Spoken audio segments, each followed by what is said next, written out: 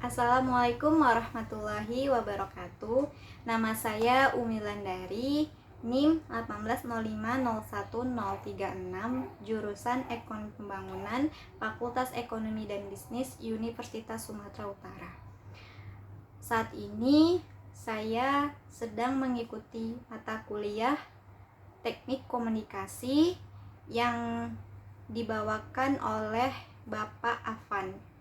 Nah, selama saya mengikuti mata kuliah Teknik Komunikasi bersama Pak Afan, saya banyak mempelajari terkait komunikasi. Saya tahu dasar-dasar komunikasi, prinsip-prinsip komunikasi, fungsi dari komunikasi tersebut, kemudian tatanannya.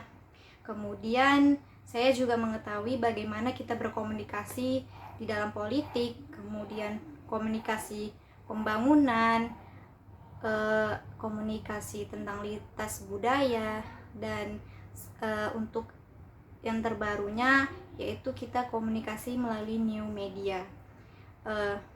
Saat ini saya juga sedang mengerjakan tugas akhir kuliah saya. Karena saya semester 7, saya sedang mengerjakan skripsi. Jadi selama saya mengerjakan skripsi, saya merasa dan saya butuh yang namanya komunikasi gitu. Dengan komunikasi saya dapat mengaplikasikannya mata kuliah teknik komunikasi tersebut ke dalam pengerjaan skripsi saya. Misalnya ketika saya berbicara kepada dosen, kepada teman, kepada masyarakat, tentu saya harus berbicara sesuai dengan tatanannya. Karena ketika saya berbicara dengan dosen, dengan teman, dan dengan masyarakat, saya harus berkomunikasi dengan berbeda. Misalnya ketika dengan dosen, saya harus berkomunikasi dengan formal. Tetapi ketika saya berbicara dengan teman saya, tentu saja saya bisa berbicara dengan informal gitu. Kemudian dan begitu itu saya dapatkan di materi, yaitu dari materi teknik komunikasi yang telah disampaikan Pak Afan. Kemudian dalam mengerjakan skripsi, biasanya kan skripsi itu ditujukan untuk pembangunan yang lebih baik. Misalnya di suatu daerah tersebut dibuat penelitian agar daerah tersebut misalnya tentang UMKM tersebut lebih meningkat dari hasil penelitian tersebut gitu. Jadi dalam sebuah penelitian tersebut pasti ada mengisi kuesioner, mewawancara begitu kan. Jadi kita tuh kan berhadapan langsung dengan masyarakat. Nah, ketika kita berhadapan langsung dengan masyarakat kan di situ tentu saja kita banyak dinamikanya gitu. Jadi kita juga harus bisa melihat kondisi dan situasi itu dengan cara berkomunikasi. Misalnya suatu daerah tersebut yang notabene kita misalnya orang Jawa, ketika kita penelitiannya itu di daerah mayoritasnya suku Batak, tentu kita harus menyimbangkan gitu di keadaan tersebut dengan yang materi pernah Pak Afan sampaikan mengenai komunikasi lintas budaya gitu.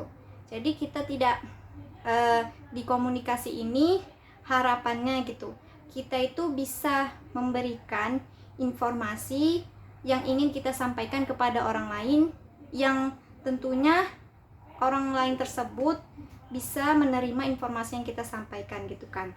Jadi kemudian dalam skripsi juga gitu banyak dinamikanya, seperti mungkin masyarakat banyak bertanya. Jadi di materi yang telah disampaikan di teknik komunikasi gitu pernah mengenai dengan negosiasi dan persuasi gitu. Jadi dengan materi tersebut kita bisa terapkan gitu ketika ada kendala masyarakat yang bernegosiasi. Bahkan bisa juga diterapkan ketika kita berbicara kepada dosen gitu kan. Kita bernegosiasi juga kepada dosen, misalnya tentang data kita gitu.